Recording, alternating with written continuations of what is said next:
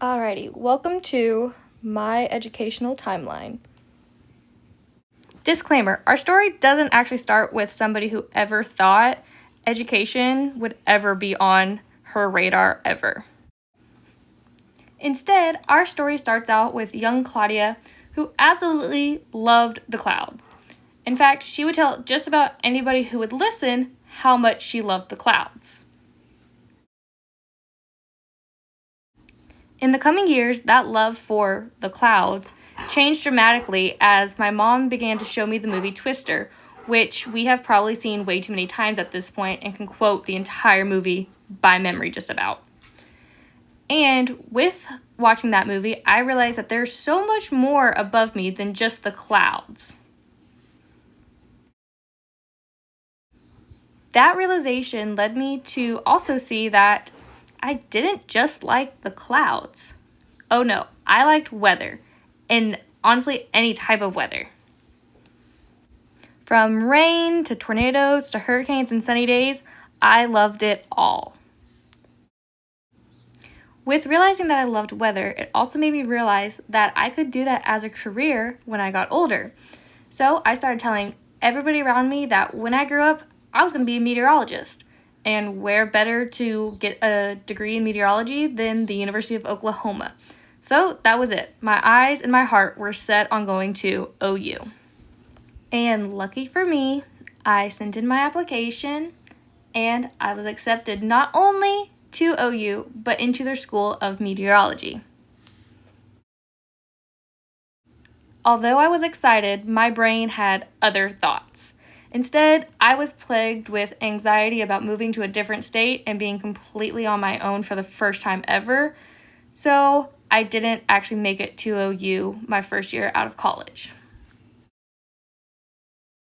Instead, I decided to do a year at Navarro to get a taste of what college life is like. And then, after that year, I made the big move. Many months later.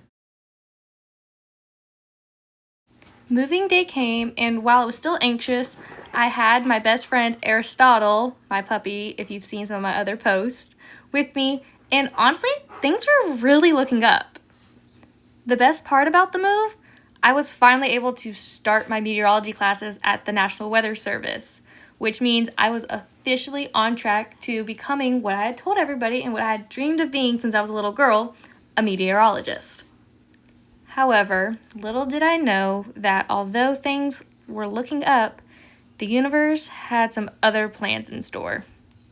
By the second year in the meteorology program, I was realizing just how difficult some of the work was, and it was honestly making it get to where I didn't enjoy weather as much as I used to whenever I was little, and it was really making me hate meteorology, and I really did not want that to happen. But now I was faced with a huge mental block. How could I change my path after I had told everybody that I was going to be a meteorologist? In my mind, they would see me as a failure, and unfortunately, this happened in the transition from fall to spring. So I was kind of on a time crunch, and I had to decide what I wanted to do next semester. And after thinking about it for a while, I decided to go ahead and leave the School of Meteorology and try out something else that I became interested in. During my time at college, I realized I had gotten really into interior design and decorating, so I looked into the School of Architecture. And while I wasn't ready to fully commit to that as my new major, I decided to give it a try that semester and take some non-major courses in architecture. And after taking that course that semester, I was realizing that I was really digging this whole architecture thing. So I decided to take the next step and plan an advising appointment with the advisor at the School of Architecture. And to say that it didn't go well would be a severe understatement. I was told during that meeting that although my laptop was still less than 2 years old, I would have to get a completely new one, but don't sell the one I had because it would be helpful for other assignments, and that I would have to get a specific iPad to also do some of the architecture work, which is no big deal. But I asked a question that most students would ask if there were any scholarship available to help students pay for those devices. And the lady looked in my eye and said, "Oh no, the School of Architecture is not for poor people, which didn't sit well with me in the least.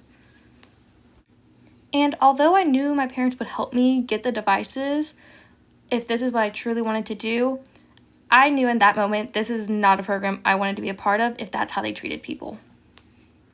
So now I was in a situation I had never been in before. I didn't know what I wanted to do. Growing up, it had always been meteorology, but I'd realized that that wasn't it, and it was now clear that architecture wasn't it. So it was finally time to bring out the big guns. And by big guns, I mean my old biology teacher, Mr. Adams, back home in Texas. He was very mother-father adjacent without being mom or dad, if that makes sense. So I knew that I could explain the situation to him and tell him where I was at, and he would help me figure out what path I should maybe be on. And after an almost 2-hour phone call with him, I made the decision that, you know what? Science education is where I was actually meant to be this whole time. So the evening after that phone call, I set up an advising appointment with the School of Education, and just like that, I was on the path to becoming a science teacher.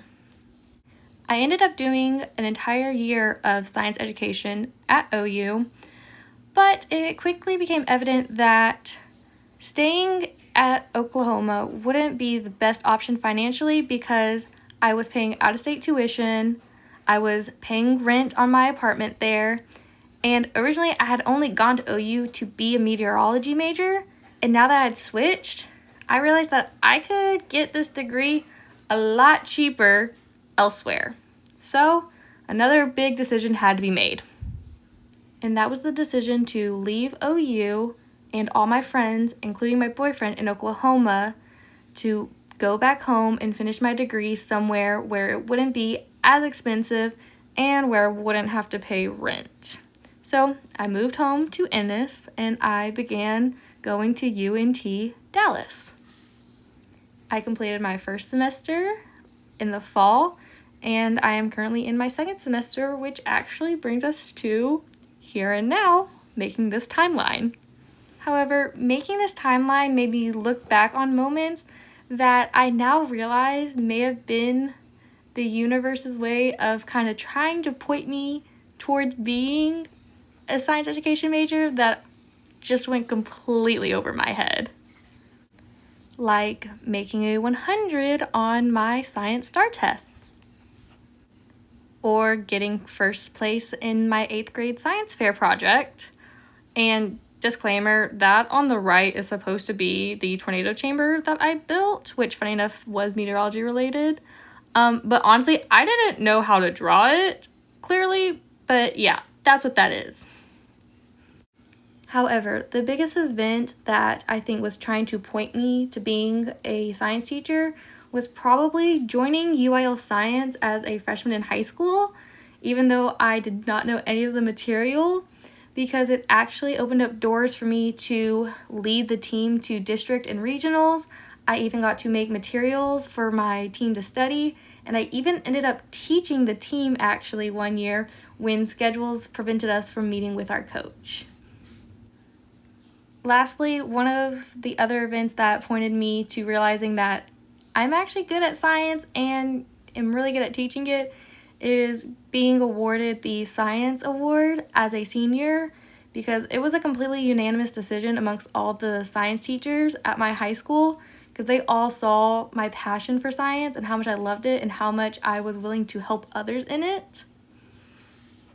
It was honestly a huge honor to receive that award and recognition. Overall, even though my pathway to becoming an education major is not a straight line like I would expected it to have been, I'm more than okay with the path that I have taken because it has shown me so much and has helped me grow so much as a person, and honestly, I wouldn't have had it any other way.